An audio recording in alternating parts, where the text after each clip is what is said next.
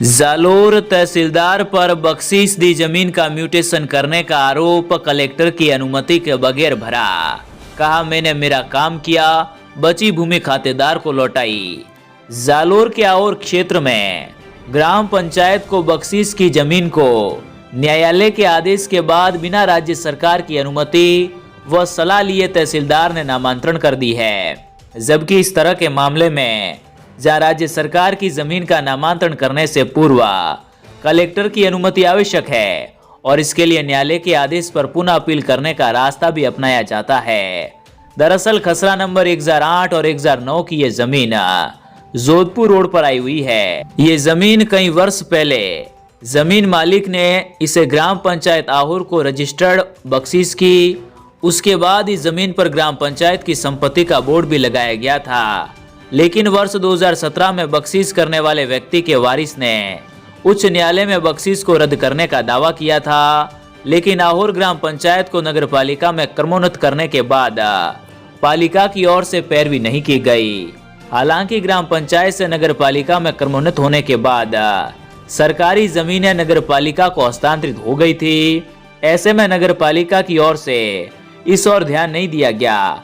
मामले की गंभीरता को देखते हुए तत्कालीन तहसीलदार मोहित आसिया ने 28 अक्टूबर को जिला कलेक्टर को एक पत्र लिखा।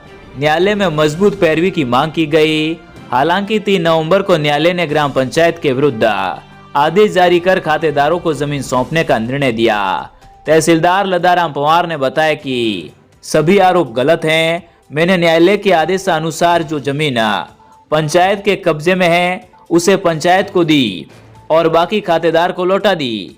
जिस पर पंचायत की सब्जी मंडी चल रही है उसे पंचायत के नाम किया, बाकी खातेदार को लौटा दी, जिसके अनुसार मैंने मेरा काम किया है। ये है नियम।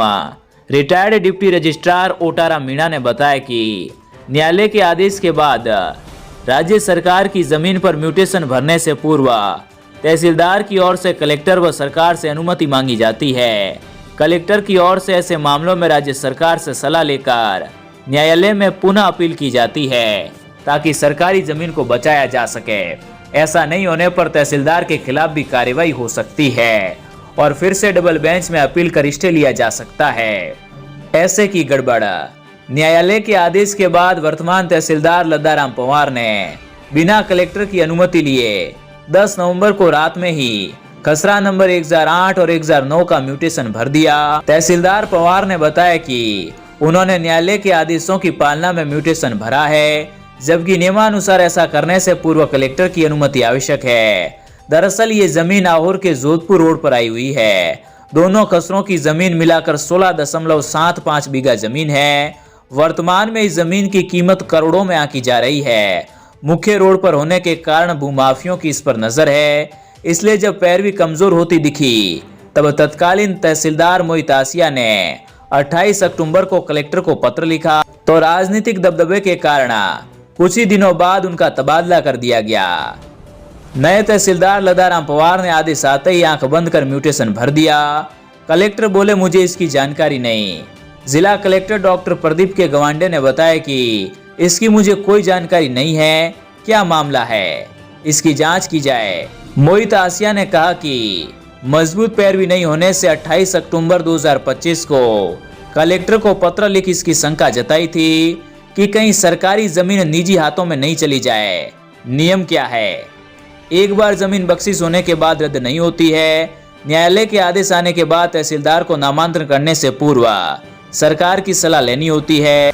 अगर हाई कोर्ट का फैसला हुआ था तो इसके अनुसार कार्रवाई हुई है। सरकार को कब्जे की जमीन सब्जी मंडी वाली सरकार को मिली, बाकी उनके कब्जे वाली उनको मिली। अभी इसमें कुछ ऐसा तो डबल बेंच कोर्ट में अपील की जाएगी, जो फैसला आएगा उसके अनुसार कार्रवाई होगी। आरोप गलत है। आहोर के खसरा नंबर 1008, 1009 और पुराना खसरा नंबर जो 316 है, उसको लेकर जो विवाद पहले जो चल रहा था उसको पारिवारिक न्यायालय जो माननीय सेशन कोर्ट से जो डिस्पोज हुआ था उसमें ग्राम पंचायत का तो टाइटल ही खत्म कर दिया था। और इसी को लेके ग्राम पंचायत ने माननीय उच्च न्यायालय में जो अपील पेश की थी उस अपील का ही निर्णय हुआ है। अभी उस अपील में ये एक निर्णय ये हुआ है कि भाई जो वर्तमान में ग्राम पंचायत के कब्जे की भूमि है वो ग्राम पंचायत को दी जाए, और जो जिन पर पुराने खातेदार जो कभी जो बैठे हैं लंबे टाइम से वो उनको दी जाए। तो ग्राम पंचायत की जो यहाँ पे सब्जी मंडी दूसरी जो चल रही है वो ग्राम पंचायत के नाम है, और उसको उस ग्राम पंचायत के नाम उसको किया गया है, और बाकी जो खातेदारों की जमीन है वो ग्राम पंचायत खातेदारों को दी गई है। और मैंने जो भी कार्रवाई की है वो माननीय उच्च न्यायालय के